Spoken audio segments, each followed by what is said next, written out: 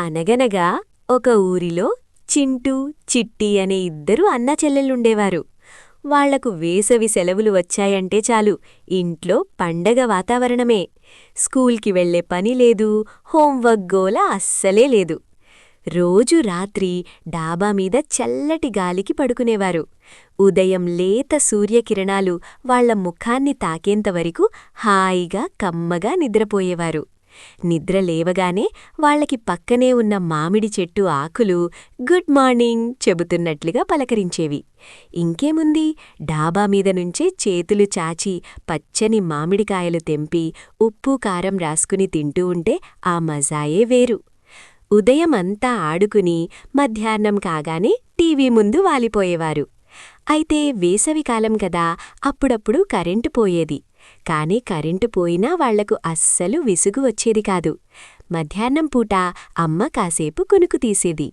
అమ్మ నిద్రలేచేలోపు చింటూ, చిట్టి ఇద్దరూ 2 మంచాలు దగ్గరగా లాగి వాటిపైన రంగురంగుల దుప్పట్లు వేసి ఒక అందమైన దుప్పట్ల ఇల్లు కట్టుకునేవారు. ఆ చీకటి ఇంట్లో కూర్చుని ఆడుకోవడం వాళ్లకు ఎంతో ఇష్టం.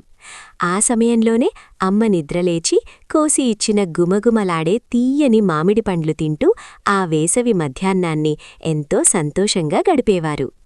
ఇక సాయంత్రం కాగానే ఇంటి ముందు ఆరుబయట నులక మంచం వేసుకుని కూర్చునేవారు.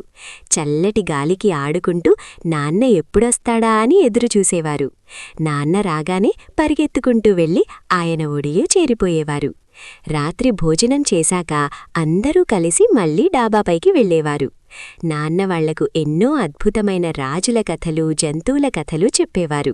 ఆ కథలు వింటూ ఆకాశంలో మెరిసే నక్షత్రాలను లెక్కపెడుతూ ఆ చల్లగాలికి ఎప్పుడు నిద్రలోకి జారుకునేవారో వాళ్లకే తెలిసేది కాదు. అలా వాళ్ల వేసవి సెలవులు ఎన్నో తీయని జ్ఞాపకాలతో గడిచిపోయాయి.